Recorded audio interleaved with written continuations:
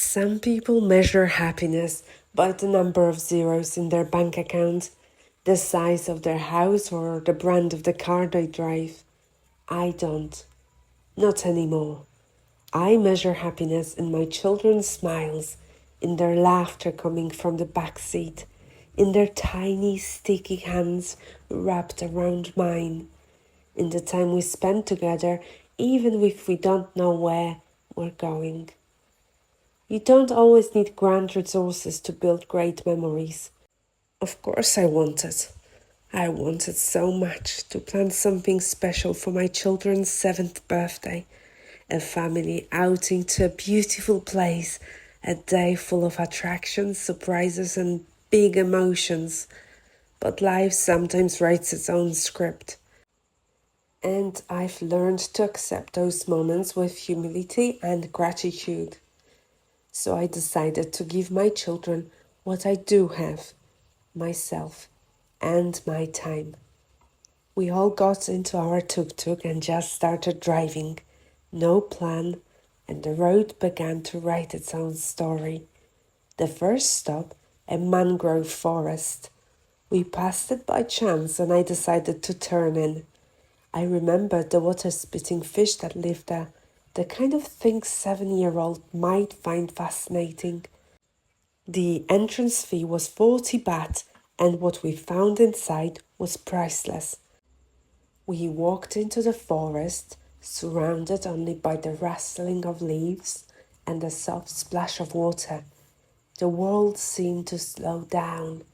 We wandered along wooden paths, pausing at every odd-shaped tree, every unfamiliar sound.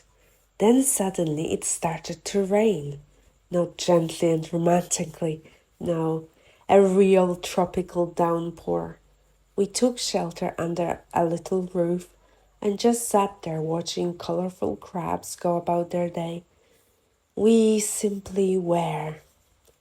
There was a kind of freedom in that rain, a moment when you don't have to go anywhere, do anything, just be together and watch the world dance. And the crabs put on a show just for us, a perfect little theater of nature. When the rain eased, we kept walking. We came across a small wooden restaurant on the water, hidden among the trees. The fish were really there, spitting water with sniper precision, and the kids had the time of their lives feeding them. For lunch, we ordered 2 steamed crabs. We laughed, sang, and ate with our fingers. A meal in the middle of the forest that tasted like adventure. From the forest, we headed to a farm the children love, tucked between the hills with goats, chicken, and a warm-hearted owner who always greets us like family. The kids fed the animals, petted the goats, and chased each other across the grass, squealing with joy. Moments like that are priceless and stay with you for a long time. On the way back, we stopped at the second-hand clothing shop we sometimes visit. Charlotte found a dress, a real princess dress. And Alexander, always the little comedian, dug out a tiny English vest.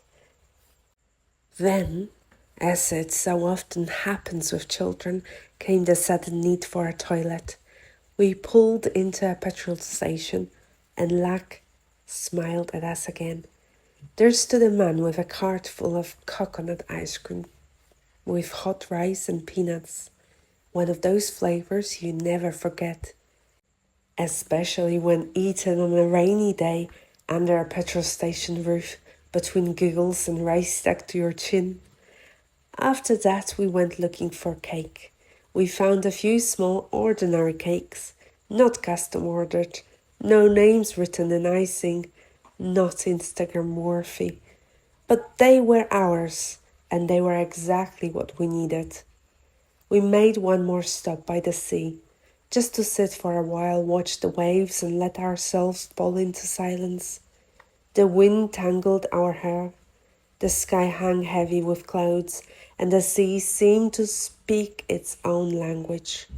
It was a beautiful moment, the kind that quietly places everything in your heart exactly where it belongs.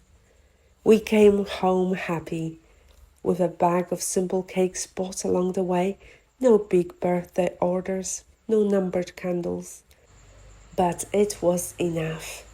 We gathered, all 13 of us, and sang Happy Birthday, sharing those little cakes like they were the greatest birthday feast. These birthdays were just ours, not perfect, not planned down to the last minute, not curated for show, simply lived together with full hearts. I believe it's not things that create memories, but moments. I don't remember most of my childhood birthday presents, but I remember every game of Ludo with my dad and every late night conversation on the sofa with my mum, wrapped in a blanket holding a mug of hot chocolate. Sometimes the most beautiful gift you can give your child is simply to be.